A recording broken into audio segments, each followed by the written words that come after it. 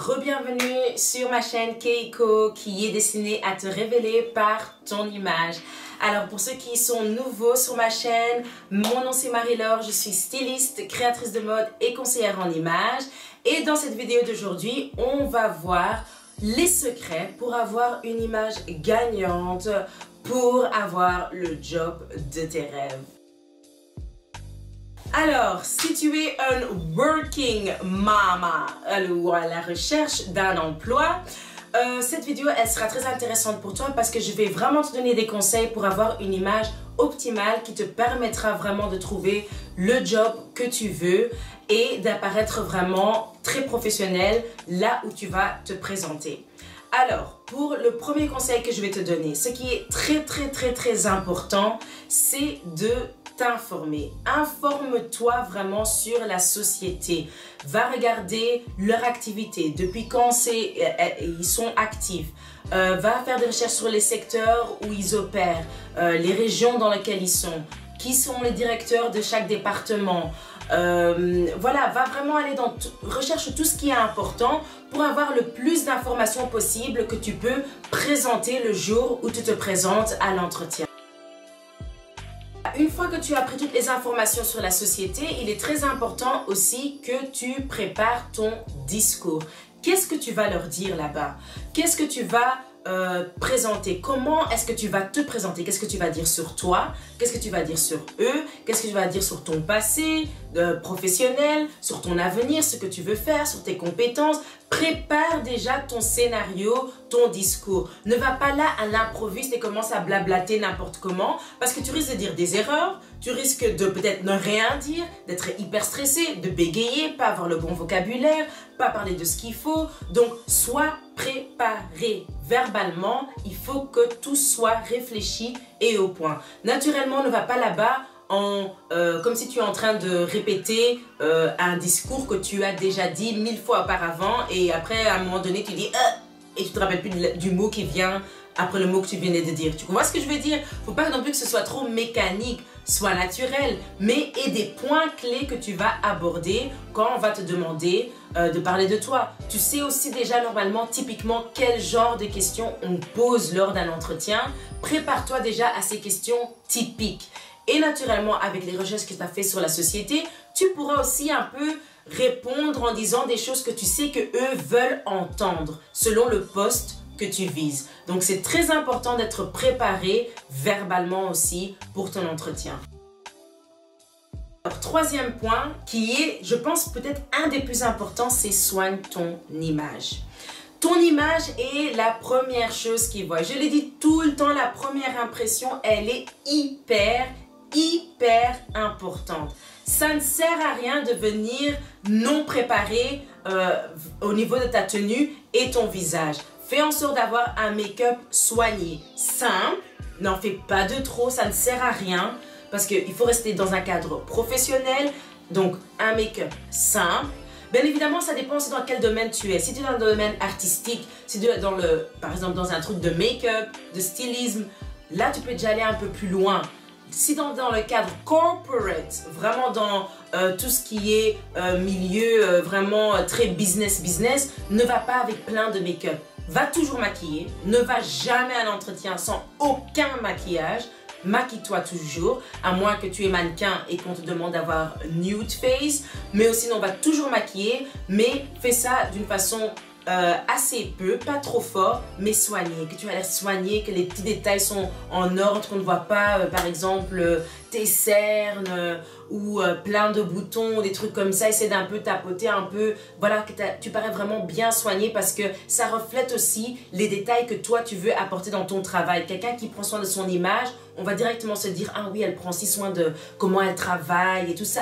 Peut-être ce n'est pas vrai, mais c'est le message que tu as envie de transmettre. Je sais comment prendre soin de mon boulot. Je connais mon boulot. Je me connais moi-même, donc je connais mon boulot. Ton apparence est là pour appuyer le message qui sortira de ta bouche. Donc c'est très important qu'il y ait une cohérence entre les deux. Si tu vises un poste qui est élevé, habille-toi selon ce poste-là. C'est pour ça aussi que c'est très important de faire des recherches sur la société au niveau du code vestimentaire. Chaque société a un dress code. Si tu te présentes dans une société où c'est costard-cravate, tu ne vas pas arriver là avec une robe soleil jaune, flashy, des chaussures plateau, tu vois, et je sais pas moi, un gros pull boho chic. Ça va pas aller. Tu vas t'habiller aussi corporate, très business. Tu vas peut-être aller pour la veste tailleur avec une petite chemise, pas nécessairement blanc, parce que moi je ne suis pas pour la tenue qui est trop classique, même si on est dans le business. Alors tu peux aller pour une autre genre de chemise en dessous, peut-être un peu plus colorée, je ne sais pas. Et puis tu peux aller pour un pantalon fuseau, taille haute, qui peut être d'une autre couleur, tu vois. Mais tu restes dans le business, mais tu apportes ta petite touche, tu vois, qui va te distinguer. Parce que tu veux être dans le cadre, dans les normes de la société, mais tu veux faire un petit plus. Je dis bien un petit. N'en fais pas de trop. Un petit plus pour montrer genre, ouh, elle est un peu différente, tu vois. Elle me fait pas penser à tout ce qu'il y a ici autour de moi. Elle a un petit style. Elle est distinguée. Tu peux aussi faire montrer sa part, tes accessoires. Très important aussi, ne va jamais à un entretien professionnel sans montre. La montre montre la ponctualité, montre que tu es réglé, montre que tu es discipliné. Donc, mets toujours la montre. C'est quelque chose qui ne peut pas manquer. Fais attention à tous les petits détails de ton code vestimentaire et respecte surtout le code de la société. Donc ça, c'est quelque chose que tu dois rechercher. Va sur le site, regarde les couleurs de la société. Ça te dira beaucoup sur leur esprit, leur mentalité. S'ils utilisent beaucoup le bleu foncé, ça veut dire qu'ils sont très corporate, ça veut dire qu'ils sont très linéaires, ils sont très dans la discipline, dans le classique. Donc toi aussi, adapte-toi alors à un style classique. Si tu vois qu'il y a beaucoup de couleurs, tu vas dans leur site, tu vois les locaux aussi, c'est très coloré. Ça veut dire que c'est un truc un peu plus fun, un peu plus cool. Sois aussi là-dedans. Ne viens pas alors en costard-cravate, avec le tailleur tout fait, tout droit, quand tu es dans une société qui est un peu plus cool. Parce que tu vas peut-être passer trop sérieuse par rapport à leur politique. Donc, adapte ta tenue vraiment à la société et fais les recherches nécessaires pour être vraiment au top au niveau de ton image extérieure. Autre conseil, prépare ta communication non verbale. Donc, on a parlé du verbal, de préparer ton discours. On a aussi déjà parlé un peu du non verbal quand on a parlé du make-up et aussi de la tenue vestimentaire. Mais maintenant, il y a encore une autre partie du non verbal et c'est quoi? C'est ta gestuelle. Quand tu vas à un entretien, des fois, on est stressé. Des fois, on a peur. Donc, on a des petits tics qu'on fait qui sont inconscients parce qu'on est stressé. Tu vas bouger ta jambe, toujours comme ça, ou tu vas faire ou tu vas, je sais pas, me faire des gestes de main qui sont très brusques ou quoi parce que tu es stressé. Alors, c'est très important à la maison peut-être déjà faire quelques petits exercices. Ok, quand je vais marcher comment? Vite ou long? Parce que des fois, quand tu es stressé, tu vas marcher vite. Moi, j'ai déjà vu des gens, ils commencent à transpirer parce qu'ils sont tellement stressés. Donc, au mieux tu te prépares à l'avance, au moins de stress tu auras le jour même. Tu n'auras pas ce truc de bégaiement, de transpiration. Tu mets un beau vêtement puis tu as des grosses taches de transpiration comme ça parce que tu es tellement stressé. Ton make-up est dégouline parce que tu transpires tellement. Tu ne veux pas ça. Et si tu es bien préparé à l'avance, tu n'auras pas ça. Donc prépare ta communication non verbale. Regarde comment est-ce que je vais m'asseoir. Ne t'assis pas comme ça. Ne t'assis pas comme ça. Ne fais pas ça. Tout ça, ça a une signification, ok? J'apprends ça à mes clientes quand on fait du coaching ensemble. Je leur apprends ça sur leur communication non verbale. Donc, il faut que ça soit adapté déjà à ton interlocuteur, à qui tu es adressé, à l'espace dans lequel tu vas te trouver, ok? Est-ce que tu seras debout ou assise? Est-ce que c'est dans une petite pièce, une grande pièce? Et ça dépend de la conversation que vous allez avoir. Et aussi, faire attention à ton intonation. Ça fait partie du discours aussi, ok? Mais ça fait partie aussi de la communication non verbale. La façon dont tu vas parler, est-ce que tu vas parler fort, lentement, tout ça, il faut le répéter à l'avance. Prépare-toi, ne va pas à la va-vite comme ça, ok? Ça peut marcher pour certains, mais si tu es une personne qui est très stressée, qui n'est peut-être pas très sûre d'elle-même, prépare tout à l'avance. Ok, c'est très important. Et aussi, adapte alors aussi ton vêtement à ta communication non verbale. Si tu sais que tu vas t'asseoir quelque part ou que tu vas être debout quelque part, faire peut-être une présentation debout, ne mets pas des talons qui te font mal aux pieds. Ok?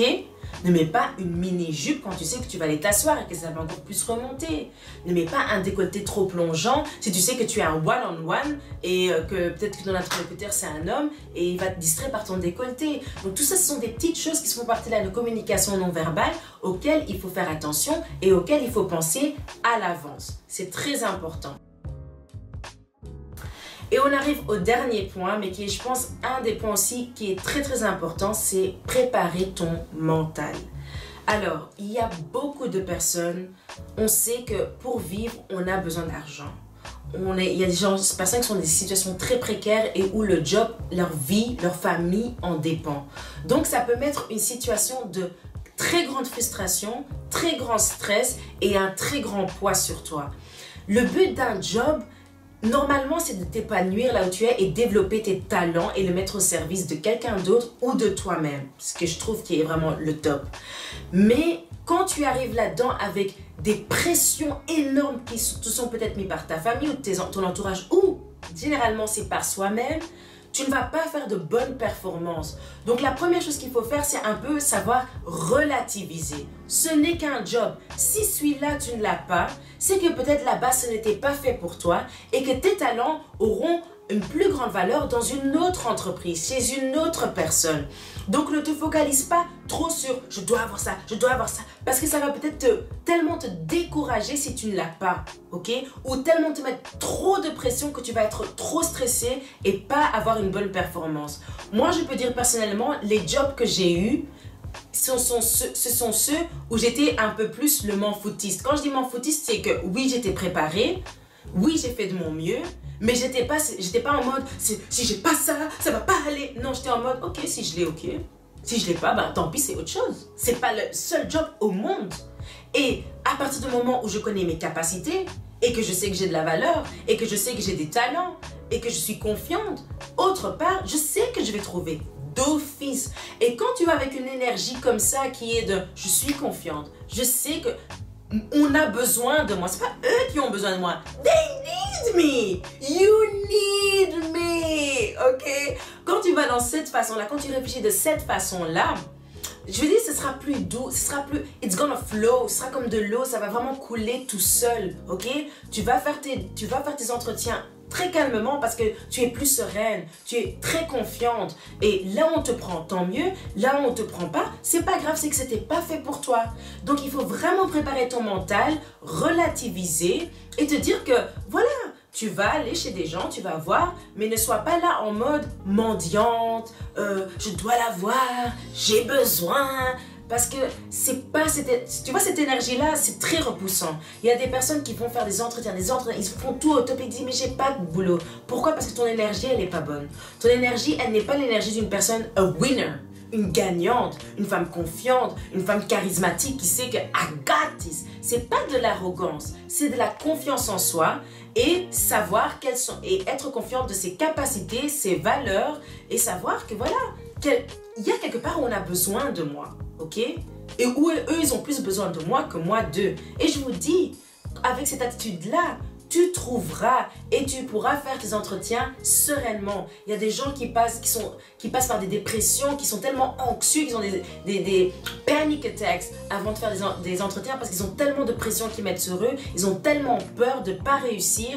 Il faut enlever cette pression de « je dois réussir, je dois l'avoir ». Tu te dis une fois, oui, je cherche un job et je veux un job. Tu te dis des bonnes affirmations. Mais une fois que tu as dit tes affirmations, tout le reste tu mets de côté. Enlève ces croyances limitantes et aie des croyances dynamisantes qui deviennent des mantras qui vont te faire avancer, qui vont te motiver, qui vont te booster à atteindre ton objectif final. C'est très important.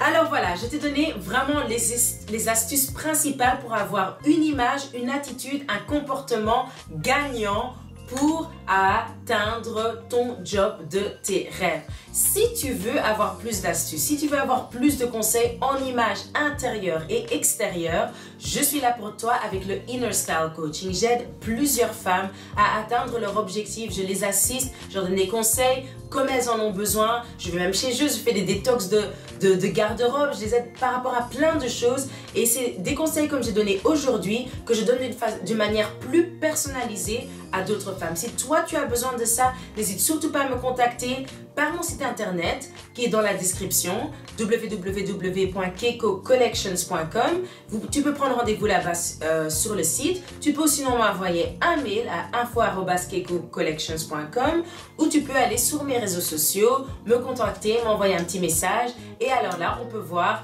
comment je peux t'assister dans ta révélation de ta personnalité à travers ton image. J'espère que cette vidéo t'a plu. N'oublie pas de partager, aimer, parler aux copines autour de toi. Et alors, on se voit dans une prochaine vidéo. Ciao, ciao! Si cette vidéo t'a plu et que tu souhaiterais recevoir des conseils personnalisés pour te révéler à travers ton image, n'hésite pas à t'inscrire à la newsletter pour recevoir une séance de coaching en image gratuite.